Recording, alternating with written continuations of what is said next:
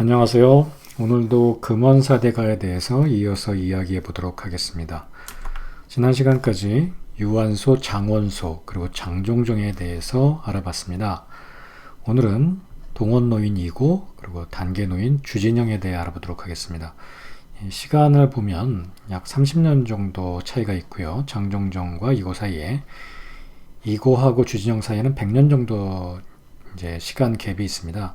이 뒤쪽으로 갈수록 살기 좋은 시대로 변했다라는 것을 한번 염두에 두어 보시고 이야기를 들어보시기 바랍니다. 자, 유한소와 장원소는 육기파, 장부파로 크게 나눠지는데요. 육기파의 유한소는 장종정 그리고 주진영으로 이어집니다. 그러니까 처음에는 굉장히 공격적인 치료를 많이 사용했는데 주진영까지 가면 훨씬 이렇게 부드럽고 보하는 치료를 좀 하게 됩니다. 장부학설의 장원소는 이 학파가 이고로 이어집니다. 이동원으로 이어지는데요. 주로 소화기, 비위를 보호하는 방법을 사용해서 이 보토파라고 불립니다. 오늘 이야기할 두 분의 금원 사대가입니다. 이 이고는 굉장히 부잣집이었다 그래요. 어머니가 병이 났는데 어떤 동네 의사한테 치료를 받았는데 영문도 모르게 어머니가 사망했다고 합니다. 굉장히 똑똑하고 공부도 많이 하고 이랬던 분인데 어머니의 사망으로 충격을 받고 당시에 제일 유명하다는 장원소를 찾아가는 거죠. 역숙 사람 장원소가 그렇게 병을 잘 고친댄다. 내가 의술을 배워서 우리 어머니 같은 일이 발생하지 않도록 해야겠다. 이런 생각으로 장원소를 찾아가서 의학에 모든 것을 바치게 됩니다. 이 금원사대가는 기존에 있었던 학설들을 좀 더 발전시키고 더 변화시킨 데 의미가 있는데요. 이 이고는 바깥에 육기의 영향을 받은 것이 아니라 안에서부터 병이 생겼다라는 아주 독특한 생각을 하게 됩니다. 내상학설이라고 하고요. 이러한 그의 생각들은 유명한 저서 비위론에 잘 나타나 있습니다. 이동원이 주장했던 비위 원기 지본이다. 비위가 모든 원기의 근본이다 라고 하고요. 내상 비위, 이 비위가 상하는 것에서 백병 유생한다. 모든 병에 생기는 원인이 이 비위가 상하는 것이다. 이런 관점을 가졌습니다. 이 장자와의 같은 경우는 모든 병이 생기는 원인을 사기라고 봤죠. 그래서 육기파에 해당하게 되고요. 내상 비위, 안에서 생기는 것이다. 장부병리학파의 정점을 이루게 됩니다. 이동훈 선생님을 통해서. 선천적으로 아무리 건강해도 영양 공급이 안 되고 부적절하게 비위가 상하면 병이 들게 되고 또 선천적으로 허약하더라도 이 비위 관리를 잘하면 튼튼해진다. 이런 생각을 해서 이 토가 비위를 뜻합니다. 중앙에 있는 오행 중에 가운데서 영양분을 다 보내고 또 조절을 하는 비위 기능을 잘 조화롭게 하면 모든 병을 고칠 수 있다. 이런 생각을 한 거죠. 유명한 처방은 보증기탕 생메산이 있습니다. 영어로 번역된 비위론이에요. 영어로 이렇게 완역된 한약서적이 이렇게 많지 않습니다. 저는 이 비위론이 번역되어 있다는 걸 보고 깜짝 놀랐고요. 그 정도로 많은 관심과 존경을 받고 있는 학설입니다. 비위가 손상되면 상승운동이 실조가 되고 이로 인해서 음화가 생긴다. 지금 쓰는 용어로 얘기하자면 이제 기어 발열에 가장 가깝습니다. 그래서 이 승마시오 같은 약으로 상승을 시켜줬어요. 양기가 제대로 올라가고 음화는 내려가야 되는데 이 양기가 제대로 올라가지 못해서 병이 생긴다라는 학설을 주장하셨습니다. 이런 생각은 청대의 섭천사에게까지 이어지고요. 신장을 보호하는 것이 비위를 보호하는 것보다 그만큼 중요하지 않다. 그래서 비위를 잘 보호할 것을 강조했고 보기하는 것뿐만 아니라 위의 음도 보호할 것을 주장했었습니다. 이 비위의 승강운동에 좀 더 얘기해보면 이 비는, 그러니까 소화기 중에 비는 승청, 맑은 기운을 올리고 위주 강장, 위는 강장, 아래로 내려보내는 역할을 한다. 이것이 천지의 기가 대려하는 것과 마찬가지다. 이렇게 승강운동이 잘못되게 되는 원인으로 음식 부절, 칠정 과도를 이야기했습니다.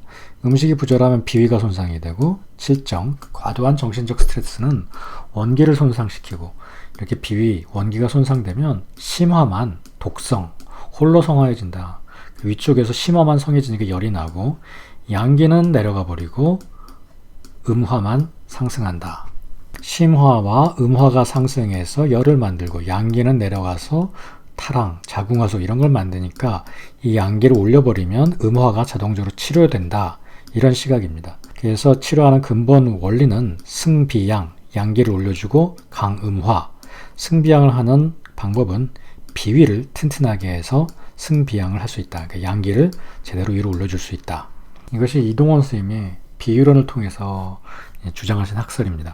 이동원 쌤의 그 용약의 특성을 보면 이 약을 사용하신 게 비위론에는 63개의 처방이 있고 약은 103종입니다. 굉장히 얼마 안 되죠. 최다 빈도 처방은 진피, 인삼, 승마, 당귀, 백출, 황기, 시오. 보준기탕 약재가 가장 많이 사용됐고요. 여기서 보셔야 될 게 승마랑 시오입니다. 승마, 시오가 승량하고 그를 통해 열을 내려주고 또 보비하는 데는 인삼, 백출 이런 약을 쓴 거죠. 약을 사용하는데 특성은 양량을 적게 사용하셨어요. 이거는 금원사대가 모두의 특성이기도 합니다. 차가운 성질의 약들도 많이 사용하셨다고 합니다. 유명한 생매산 처방에도 이 보음하는 맹문동이 들어가죠. 이동원 쌤의 용약의 특성을 가장 잘 보여주는 처방이 아마 이 보준기탕입니다. 보준기탕은 이 사군자탕 제제에서 복령이 빠집니다. 복령이 빠져나오고 그 자리를 환기가 채웁니다. 그러니까 습담을 치료하는 데는 주안점을 두지 않고 보기하는 데서 중점을 둔 거죠. 환기를 통해서. 그리고 몇 가지 약재가 더 더해지는데 시오승마가 들어갑니다. 이 시오승마가 승량시켜서 위로 양계를 올려보내서 이 청열까지 하게 되는 역할을 하고 이게 보토를 하는 이 두 개가 이제 짝이죠. 그리고 당귀, 진피가 도와주는 약으로 들어가 있는 것이 보준기탕입니다. 그래서 당귀는 활혈하고 진피는 행기하죠. 기가 잘 통하게 승강이 잘 되도록 도와주는 역할을 하는 게 당귀, 진피고 승마시오는 위로 올려주고 이 보준기탕 처방은 이 사군자의 환기를 더한 보토, 중앙을 도와주고 보비하고 승청량, 승비양, 청량을 잘 위로 올라가게 하는 승마시오 그리고 기계를 잘 소통하게 하는 당귀, 진피로 이루어진 약이 보준기탕입니다. 그래서 보준기탕을 보비, 그러니까 완전한 보약으로 생각하는 경우가 많은데요. 실제 이동원 선생님이 이 보준기탕을 창방하셨을 때는 열병을 치료하는 약이었어요. 저희 어머니가 방광염이 걸려서 고생을 하셨는데 한약을 먹고 많이 좋아지셨어요. 그때 한의사분께서 처방해 주신 것이 보준기탕이었습니다. 저는 당시 한의대생이었는데 보준기탕은 열나고 염증에 쓰는 약이 아닌데 어떻게 이 약을 쓰셨나요? 했더니 소음인들에게 열이 나는 표증이 있는 상황에서 보준기탕이 아주 잘 듣는다고 설명해 주셨던 기억이 납니다. 저도 환자를 볼 때 비위가 약하면서 알러지나 호흡기 증상이 잘 떨어지지 않을 때 많이 사용하는 처방이 보준기탕입니다. 열이 있다라 그래서 무조건 청열제나 해표제를 쓰는 것이 아니라 이렇게 중기를 도와줌으로써 열증, 특히 만성적인 열증을 치료할 수 있는 아주 좋은 방제죠. 후대 사람들이 이 보준기탕에 좀 더 해표하는 효능을 보강한 것이 보준기 춘방입니다. 춘방에 여러 가지 버전이 있는데 이 동의보감에 나오는 거에는 천공, 방풍, 시오, 현계, 자소엽, 박하를 넣습니다. 해표제를 넣은 처방을 보통 봄에 사용하는 보준기탕이다. 그래서 보준기 춘방이라고 하고요. 역시 이런 감기 증상, 열증이 있을 때 사용하는 처방이에요. 또 도씨 보준기탕이라는 처방이 있습니다. 보준기탕에 생지황, 강활, 청궁, 방풍, 충백, 생강대조를 넣은 처방이고요. 생지황이 들어간 걸 보시면 아시겠죠? 이게 열을 꺼주는 보준기탕입니다. 열이 나고 머리가 아프고 이럴 때 쓰는 약이에요. 방풍, 충백 이런 약도 들어가 있잖아요. 그래서 해표와 열을 꺼줘서요. 비위가 약한 아이들이 열증이 났을 때 활용할 수 있는 처방이에요. 보준기 춘방이나 이 도씨 보준기탕을 봐도 보준기탕이 단순히 보약이 아니라 열증에 사용되는 처방이라는 것을 아실 수 있습니다. 이동원 선생님의 학설, 비위론을 이해하실 때 아주 중요한 개념이 이 기어발열인데요. 이동원 선생님은 음화, 내열, 허열 이런 말을 다 쓰셨어요. 당시에 상화라는 개념은 많이 사용된 개념이 아니에요. 그래서 당시 이동원 선생님이 활동했을 때에는 허화의 개념이 명확하지가 않았습니다. 지금으로 생각하면 음화발열, 기어발열을 구분하지만 당시에 이동원 선생님은 허에서 생기는 열의 병리 기전으로서 이 음화, 기어발열을 제한하신 거예요. 사실 음화는 상화망동으로도 해석될 수 있고 기어발열로도 해석될 수 있습니다. 이동원 선생님의 그 기어발열은 이 비위허약, 음식 손상이랑 정지 손상, 스트레스로 우리 몸의 순환이 잘못돼서 이 양기가 떨어져 버리고 음화가, 잘못된 화가 혼자 위에서 성한 상황, 이런 상황을 표현하신 것이 기어발열이고요. 기어발열, 비위가 약해서 생기는 기어발열을 생각하실 때는요, 입맛이 없고, 이게 비위가 허한 증상이잖아요. 발병이 완만하고, 또 힘이 없고, 또 갈증이 있고, 또 자한, 땀이 나고, 이러한 증상이 있는 것을 가려내서 보조기탄 같은 약재를 활용해야 합니다. 자, 다음은 주단계 주진영 선생님입니다. 이동원으로부터도 한 100년 정도가 뒤고요. 훨씬 좀 안정적인 시대를 살았고 마찬가지로 유학을 공부하셨었습니다. 주단계 선생님은 한 첩의 사람들을 다 고친다고 해서 주일첩, 한 첩이라는 얘기죠. 주일첩 선생님이라고 불렸고요. 주단계 선생님은 유화관에서 이어진다고 했잖아요. 하지만 유화관뿐만 아니라 장종정, 이동원, 다른 금원 사대가의 이론도 모두 공부해서 종합해서 정리한 성격을 갖고 있습니다. 최종 버전이라고 할까요? 주진영의 계보는 유한소, 나지제, 주진영으로 이어지는데요. 이게 지금 100년 이상의 차이가 나니까 직접 배울 수가 없었고 중간에 나지제는 어이였다 그래요. 굉장히 훌륭한 의사를 찾아간 거죠. 그래서 주진영 선생님이, 주단계 선생님이 이 의학을 공부했다고 해요. 근데 공부 시작한 나이가 40이에요. 40. 주진영 선생님이 의학을 공부하신 나이가. 지금으로 따지면 60 이상 된 거죠. 당시에 평균 연령을 감안하면. 굉장히 늦은 나이에 의사들을 다 구하고 최고의 스승을 만나서 그렇게 명의가 되신 거죠. 주단계 선생님은 또 지역적으로도 다른데요. 앞에 이야기한 유하관, 이동원, 장자화 선생님이 모두 이 허베이성 주변에서 활동하셨어요. 그러니까 황하 북쪽이죠. 북경 있는 데 쪽입니다. 근데 이 주단계 선생님은 이 양쯔강 아래쪽에서 활동을 하셨어요. 상대적으로 기후가 따뜻했고 열병, 습열병이 많았던 겁니다. 그래서 한보다는 열을 꺼주는데 더 관심을 가질 수밖에 없지 않았나 싶고요. 반면에 이 화재국방이 따뜻한 약을 많이 썼잖아요. 온보하는, 따뜻하게 보호하는 약을 많이 썼는데 그 당시 북송 지역의 기후 특성을 보여주는 용약이 아니었나 싶습니다. 시대도 좀 다르고 지역도 좀 다릅니다. 이 주단계 선생님은 양상유여, 음상부족이다. 양은 항상 남아돌고 음은 항상 부족하다라는 학설인데요. 이 주단계 선생님의 이 자음 이론의 이 근간이 되는 학설입니다. 여기 해는 항상 밝게 빛나죠. 근데 달은 이지러지고 차고로 반복하잖아요. 그러니까 해는 항상 남는데 달은 빛도 어둡고 차고 이지러짐을 반복하는 걸로 봐서 늘 부족하다. 이런 자연현상을 사람한테 이제 대립시킨 학설이고요. 천인합일의 관점에서 볼 수 있겠죠. 나이가 40이 되면 음기가 반으로 줄고 남자가 64세가 되면 정이 끊어지고 여자가 49세가 되면 월경이 끊어진다. 이런 건 이제 성기능의 관점에서 이 음기를 주로 살펴보셨습니다. 그래서 이 식욕과 색욕을 모두 절제하는 게 되게 중요한 치료 방법이었어요. 약도 허화를 내리기 위해서 그러니까 촉촉하게 음을 도와주고 화열을 내리는 약을 주로 사용하셨습니다. 유화관 선생님, 장자화 선생님이 주로 직접적으로 화열을 내리는 방법을 사용했다면 주단계 선생님은 음상 부족, 그래서 음을 도와줘서 화열을 내리는 것이 더 중요하다, 이런 관점이었죠.